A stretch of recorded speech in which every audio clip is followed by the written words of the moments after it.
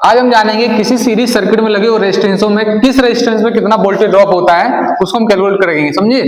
तो क्या होगा कि 10 वोल्ट की बैटरी लगा रखी है, यहाँ से करंट आई फ्लो होगा और हम ये देखेंगे कि इस वाले रेजिस्टेंस पे कितना वोल्टेज ड्रॉप होगा यानी V1 और इस वाले रेजिस्टेंस पे कितना वोल्टेज ड्रॉप होगा V2। क्योंकि सीरीज सर्किट में क्या होता है, वोल्टेज ड्रॉप अलग अलग होते हैं, हर रेजिस्टेंस पे करंट की वैल्यू सेम होती है।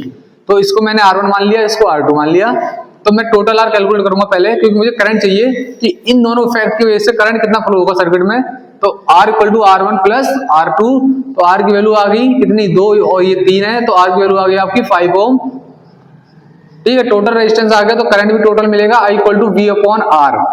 तो I की वैल्यू कितनी होगी, 10 वोल्ट की बैटरी है, R कितना निकाला 5 से कटेंगे तो ये आएगा आपका 2 एम्पियर, यानी सर्किट में टोटल करंट 2 एम्पियर फ्लो होगा।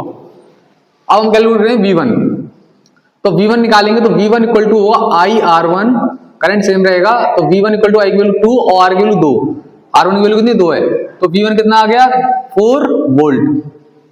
अब इसको हम कैलकुलेट करें V2 को, तो V2 इक्वल टू होगा IR2, तो V2 इक्वल टू होगा I की वैल्यू कितनी है 2 सेम रहेगी, 2 एम्पियर जो मैं निकाल चुका हूं ये रहा, और R2 की वैल्यू 3 है, तो V2 इक्वल टू 6 वोल्ट।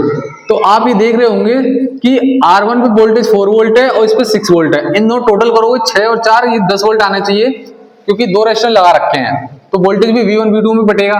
अब एक चीज आप देख रहे होंगे कि ये 2 ओम के रेजिस्टेंस में वोल्टेज 4 वोल्ट है, तीनों के रेजिस्टेंस 6 वोल्ट है, यानी कि जिसका रेजिस्टेंस कम है तो वोल्टेज ड्रॉप उसका कम है, और इसमें रेजिस्टेंस की वैल्यू ज्यादा है, इससे ज्यादा है तो इसमें वोल्टेज ड्रॉप ज्यादा है। तो ये आपको पता होना चाहिए, सीरीज सर्किट में अगर रेजिस्टेंस की वैल्यू ज्यादा होगी तो वहां वोल्टेज ड्रॉप बहुत ज्यादा होगा, और अगर रेजिस्टेंस की वैल्यू कम होगी तो वहां वोल्टेज ड्रॉप कम होगा। ऐसे ही अगली वीडियो में नेक्स्ट कॉन्सेप्ट के साथ मिलेंगे, तब तक बने रहिए।